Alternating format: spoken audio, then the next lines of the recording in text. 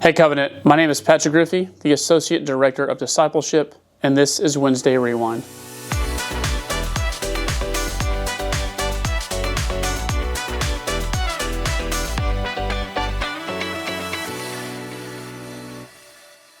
This past week, Pastor Darren preached on the story of the man who was born blind. That's one of the signs and wonders in our ongoing series where we are looking at these things that Jesus did in the Gospel of John specifically. These 7 signs and wonders that kind of point to him as a long-awaited Messiah. Now, as we look at the story of the man born blind, there's something really interesting that comes up. There are questions throughout. The Pharisees obviously ask these questions. The disciples ask these questions. And let's read the scripture, and then I'll talk more about what this question is specifically, because I think we all ask this question in one way or another, whether we realize it or not. This is John 9, and we're going to read verses 1 through 12. As he went along, he saw a man blind from birth. His disciples asked him, "Rabbi, who sinned, this man or his parents, that he was born blind?" "Neither this man nor his parents sinned," said Jesus, "but this happened so that the works of God might be displayed in him. As long as it is day, we must do the works of him who sent me. Night is coming when no one can work. While I am in the world, I am the light of the world." After saying this, he spit on the ground, made some mud with the saliva, and put it on the man's eyes. "Go," he told them, "wash in the pool of Siloam." This word means sent. So the man went and washed and came home seeing. His neighbors and those who had formerly seen him begging asked, "Isn't this the same man who used to sit and beg?" Some claimed that he was. Others said, "No, he only looks like him." But he himself insisted, "I am the man." "How then were your eyes open?" they asked. He replied, "The man they called Jesus made some mud and put it on my eyes. He told me to go to Siloam and wash. So I went and washed, and then I could see." "Where is this man?" they asked him. "I don't know," he said. I think it's really interesting in this story that the main question that comes up that the disciples ask in this passage that we read, and then you go further, the Pharisees ask the same thing. They say, who sinned? Was it the man? Was it his parents? Like, obviously there was something that happened that caused this. Somebody did something wrong in order to make this man blind from birth.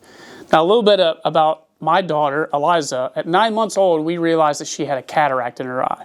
Candace kind of figured it out first. I'm a little slower to pick up on things. But I noticed as well that she wasn't seeing well out of her left eye, and we noticed some cloudiness. So we ended up taking her to the doctor, and they confirmed it was a cataract, and they had to do surgery. But in that first meeting, now Candace and I, of course, had talked the night before, where we kind of thought what it might have been. I'm a big WebMD proponent. We kind of had some symptoms. I looked them up. And I went into that meeting with the doctor. Candace was at school that day. Thinking of like, hey, I need to ask these questions whenever he tells us what it is. And I just kind of froze at that moment once they confirmed it was a cataract. So later on, we got to ask those questions. And one of the first things we asked was, how could we have avoided this? What did we do?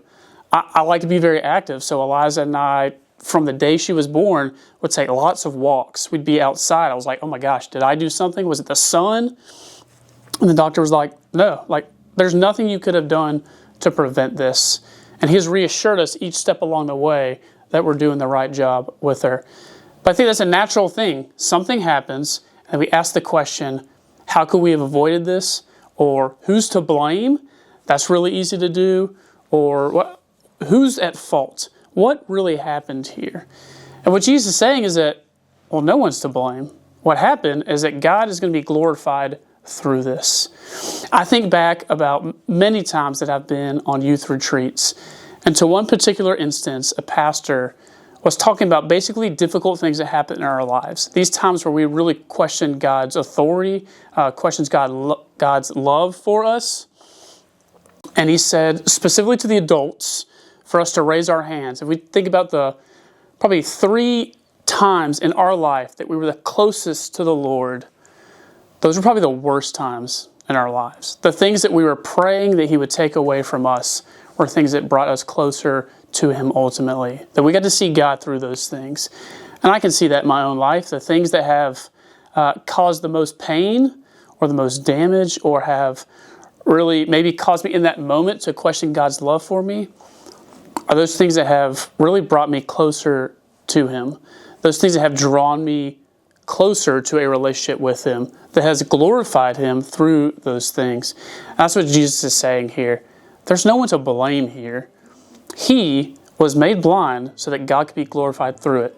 And I think secondarily, we didn't even touch on this, how much more does that man now appreciate his sight? His eyes have been opened. He can see the goodness and glory of God all around him because he did not have that at the beginning. And in closing, I want to read one more verse because I think it's really interesting.